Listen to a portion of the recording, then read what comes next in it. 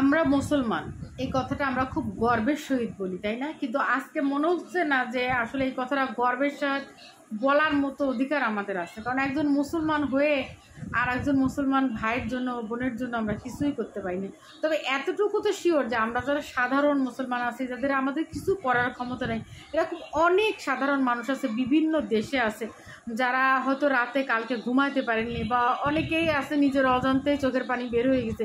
কিন্তু যারা আসল একদম বিশ্বের মুসলমান নেতা আছেন, যারা নিজেদের একদম মুসলিম উম্মার নেতা দাবি করেন, তাদের মনে হয় না যে তাদের অন্তরে একটু মায়া লাগছে।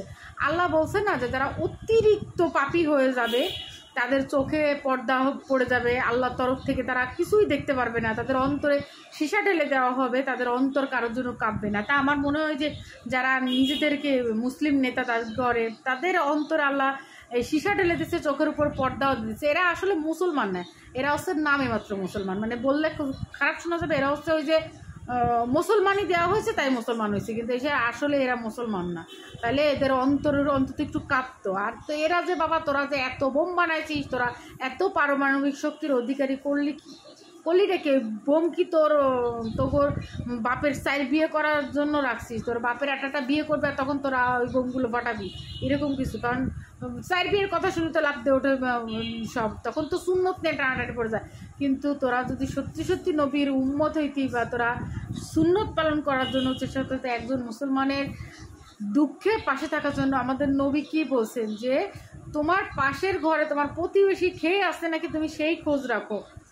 আর এটা তো মানে কি বলবো, কলিজা কাঁপানো ইতিহাস তৈরি হয়ে যাচ্ছে, পৃথিবী ধ্বংসের দিকে চলে যাচ্ছে, পৃথিবী থেকে মুসলমানদের অস্তিত্ব উঠাই নেওয়ার পরিকল্পনা চলতেছে। তো বড় বড় নেতারা, এই জন্যই বললাম যে তো এরা হচ্ছে মানে এদের মুসলমানই দেওয়া হয়েছে তাই এরা মুসলমান, কিন্তু এরা আসলে মুসলমানের দায়িত্ব কি, মুসলমানের উপর কি সুন্নত কি ফরজ, এগুলো মেনটেন করার জন্য এরা মুসলমান না, এরা হচ্ছে নামে মাত্র মুসলমান। যাই হোক, অন্তরে অনেক জ্বালা মানে কি, মানে কিছু তো করতে পারলাম না, নিরীহ একজন মানুষ, নিরীহ একজন মেয়ে মানুষ।